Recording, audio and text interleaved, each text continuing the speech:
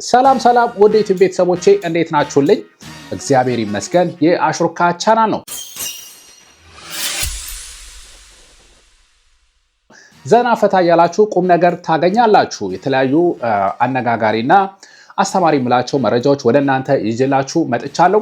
በቅድሚያ በዛሬው ዕለት አነጋጋሪ ከሆነው አንድ የሶሻል ሚዲያ ጉዳይ እጀምራለሁ። ሶሻል ሚዲያ ላይ የተለቀቀ ቪዲዮ ነው። ስትደበደብ ትታያለች። አንድ ታዳጊ ለሁለት ሆነው ሲደበድቡ የሚያሳይ ቪዲዮ በርካታ ሰዎችን ያስቆጣ ነው። በእውነቱ ያሳዝናል። እችን ታዳጊ በተለይ ያው ማህበራዊ ጉዳይ ወሬ አቀበልሽ ምን አቀበልሽ እንደዚህ ያደረግሽ እያሉ እያወሩ ነው ሲደበድቡ የነበረው። እንደዚህ ነው ሲደበድቧት የምንመለከተው።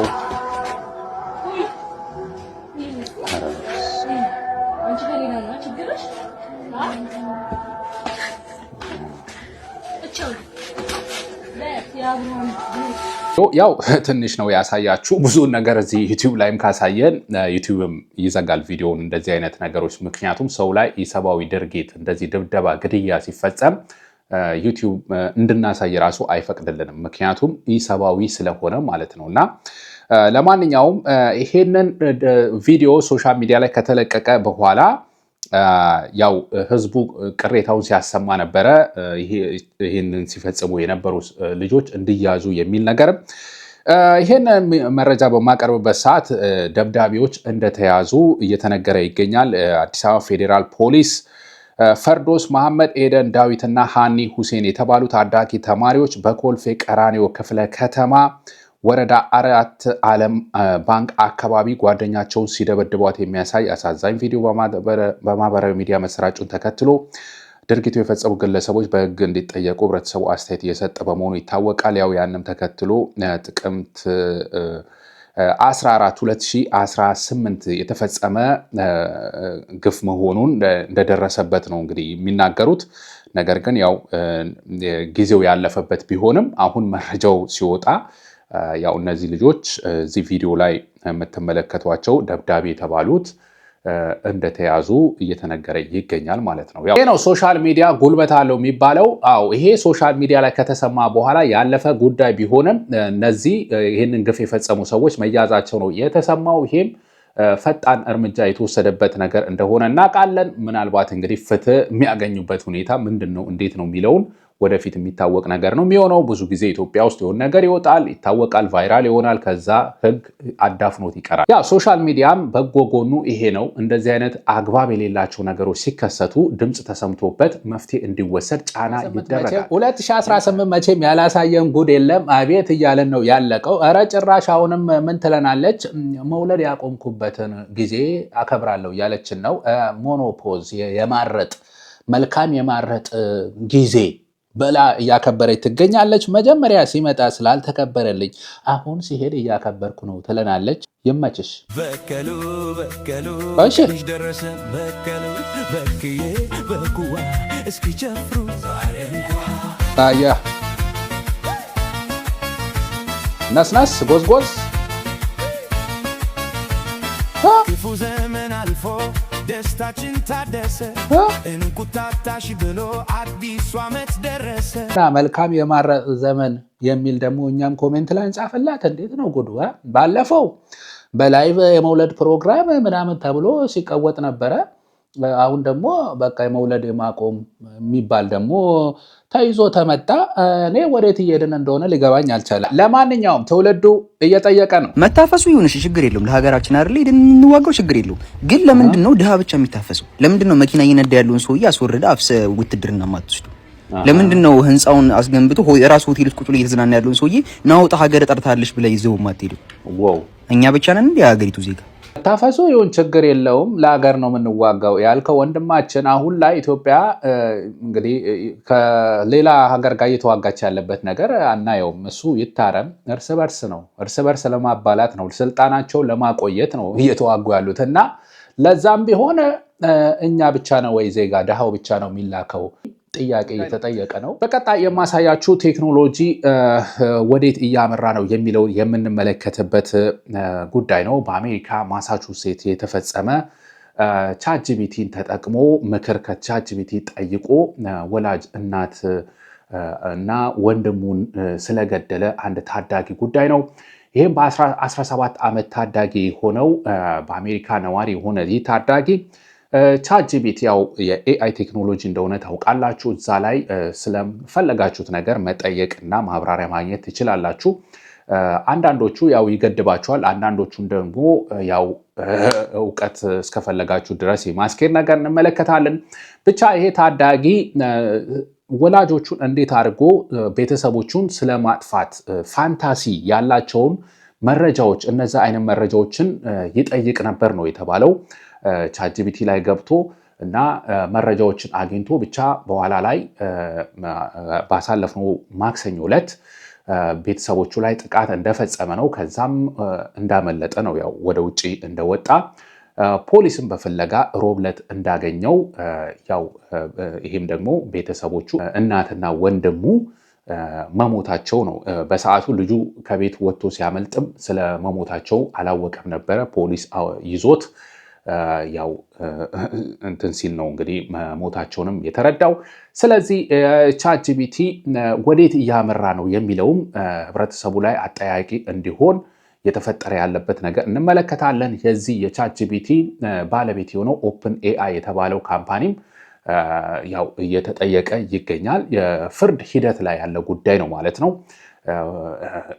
ምናልባት ይሄ ስትሬንጅ ነው ለሁላችንም። ምንድነው እውቀት፣ ሰዎችን የማጥፋት እውቀት፣ ራስን የማጥፋት እውቀት እንደዚህ አይነት ከቴክኖሎጂዎች ላይ የማግኘት አክሰስ የመጣ አይነት ይመስላል። ይሄ ነገር ጥንቃቄ የሚፈልግ ነው። ምንጊዜም እኔ በርካታ ጊዜ አስተላልፋለሁ፣ ወላጆች ልጆቻችሁ ምንድነው ቴክኖሎጂ የሚጠቀሙት ምን አይነት ነገር ነው የሚለውን መከታተል ያስፈልጋል። በእውነቱ ያው እንደዚህ አይነት ነገር መሰማቱ ነው። ምንድነው የተፈጠረው እንዴት ነው የሚለውን አጠቃላይ ደግሞ ፍርዱ ካለቀ በኋላ ይፋ የሚደረግ ይሆናል ብዬ አስባለሁ። በዛን ጊዜ መረጃውን ሳገኝ የማጋራችሁ ይሆናል። እስከዛው ግን ቴክኖሎጂ እስከዚህ ድረስ እየደረሰ ስለሆነ ጥንቃቄ ያው ቀይ ማብራት እያበራብን ይገኛል ማለት ነው። አዲስ አበባ ጉዳይ እንገባለን። አዲስ አበባ የኢትዮጵያ መቀመጫ ነች፣ የኦሮሚያ መቀመጫ ነች፣ የምን መቀመጫ ነች እየተባለ ሰሞኑን አነጋጋሪ ሆኗል። የፉግግር ኮሚሽን የምለው እኔ ምክክር ኮሚሽን ተብሎ የተቋቋሙ አካል አጀንዳዎችን አሰባስበን ገለመሌ ምናምን እየተወያየን ነው፣ ለኢትዮጵያ ሰላም እንዲመጣ የጣርን ነው። ገለመሌ ብዙ ንትርኩን ሰምታችኋል። እንደዛ አይነት ነገር ሲወያዩበት ነበረ ነው የተባለው እና ከዛ ውስጥም ደግሞ አዲስ አበባ ጉዳይ አጨቃጫቂ ነገሮች እንደተፈጠሩ እየተሰማ ይገኛል። እና ይሄ የተነሳው ነገር አዲስ አበባ ላይ ሌላ ትኩሳት ሀገራችን ውስጥ እነዚህ ሰዎች ፉግግር ኮሚሽን የተባሉት ስራ ሲጀምሩ ከፍተኛ በጀት የተበጀተበት ላለፉት ዓመታት ብዙ ነገር ሲወራበት የነበረ በተቃውሞ ደግሞ ያው ከመንግስት ገለልተኛ አይደለም፣ ይሄም ለኢትዮጵያ መፍትሄ አያመጣም እያለን እኛም ተቃውሞ የምናሰማበት ጉዳይ ብቻ ሄዶ አሁን ላይ ደርሶ ኢትዮጵያ ሰላም የሚያመጡበት አጀንዳ ሳይሆን ሌላ የንትርክ አጀንዳ እየፈጠሩ ያለበት ሁኔታ እንመለከታለን። ለማንኛውም አዲስ አበባ ላይ ጥንቃቄ ይደረግ። አዲስ አበባ በነዋሪዎቿ ነው መተዳደር ያለባት ይላሉ ፕሮፌሰር ሕዝቅኤል ገቢሳ። እንዲያው እኚህ ሰውዬ ብዙ ጊዜ እንዲያው ከህዝብ ተቃራኒ የሆኑ ነበረ። አሁን ላይ ሁሉን ነገር አዩት መሰለኝ። ልብ የመግዛት ነገር ይሁን አላውቅም። ለማንኛውም አዲስ አበባ ላይ ጥንቃቄ ያስፈልጋል ብለው ይሄንን ሀሳብ ሰጥቷል። እንስማቸው። በነዋሪዎቹ ነው መተዳደር ያለበት። ራሱን ማስተዳደር አለበት። የአዲስ አበባ ነዋሪ አዲስ አበባን ማስተዳደር አለበት። አዲስ አበባ ነዋሪዎች ደግሞ ራሳቸውን ማስተዳደር አለባቸው በመረጡት ህዝብ። ያ ነው የአዲስ አበባን አስተዳደር። ከንቲባውን ከዛ ውስጥ ወጥቶ፣ ፖሊሲን ከዛ ወጥተው፣ በጀትም ከዛ ወጥተው፣ የከተማ ጉዳይም ከዛ ወጥተው ነው ለአዲስ አበባ መሰራት ያለበት። ኦሮሚያ ውስጥ ስላለ ግን ከኦሮሚያ ጋራ ቆሻሻ የመጣል ምናምን የሚባል ነገር ግዴታ ስለሆነ ኃላፊነት የሚሰማቸው ሰዎች ካሉ አንደኛ ህግ በማውጣት፣ ሁለተኛ በመመካከር፣ ሶስተኛ የሚያጣላ ነገር ካለ ወደ ፍርድ ቤት ሄደ መጨረስ የምትችለው ነገር ነው። 4,000 ሰው የሚወያይበትን ጉዳይ አይደለም። በእኔ አስተሳሰብ 4,000 እዛ የምታቀርበው ነገር የለም። ያቀረቡበት ምክንያት ከዚህ በፊት የነበረ ጥያቄ ስለነበረ ያችን መልሶ በማነሳሳትና 40 ሚሊዮን 400 ሚሊዮን 40 ሚሊዮን ማለት እንግዲህ ኦሮሞ ሁሉ ተነስቶ ደብዳቤ ጽፎ አዲስ አበባ የኔ ነው እንዲል ነው አይደለም። አሁን እዛ ኦሮሞ ውስጥ እኔ ካለው ቀንስልኝ፣ እዛ ውስጥ እንደ ኦሮሞ ካለው ቀንስ።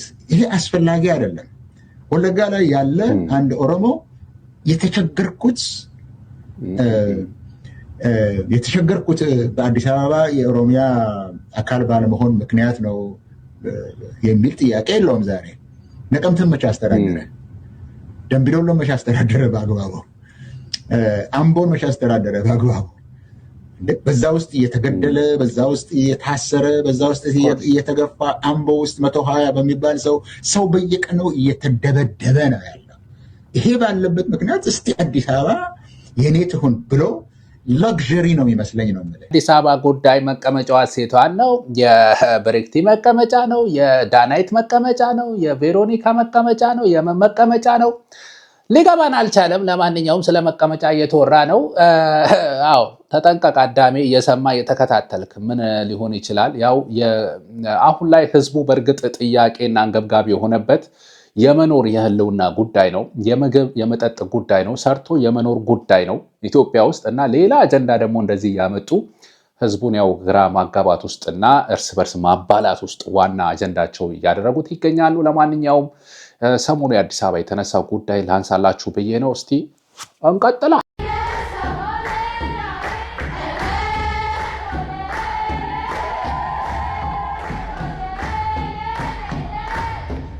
ባህላችን ኩራታችን ነው። ኢትዮጵያውያን ያው በርካታ ባህሎች አሉን። በአማራ ክልል አሁን ላይ በዚህ ወቅት ከሚታወሱ ባህላት አሸንድዬ የሚለው ይታወቃል።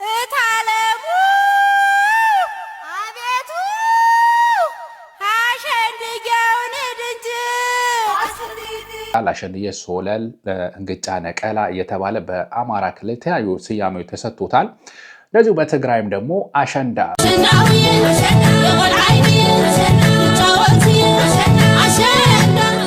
በስፋት ያው ሀገራችን ውስጥም በመከበሩ የታወቀ ነው። በመቀሌም በከፍተኛ ሁኔታ ባለፉት ዓመታት ሲከበር ነበረ። ዘንድሮ የጦርነት አዝማሚያ በማሳየቱ ምክንያት ያው ብዙ አስፈሪ እንደሆነ እየተነገረ ይገኛል።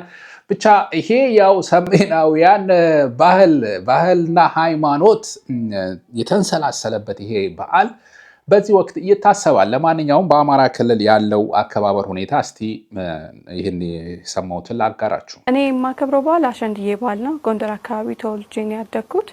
ነሐሴ ወር ከገባ ጀምሮ ጌጣጌጦችን አንዳንድ ጌጣጌጦችን እንገዛለን፣ ሹሩባዎችን እንሰራለን።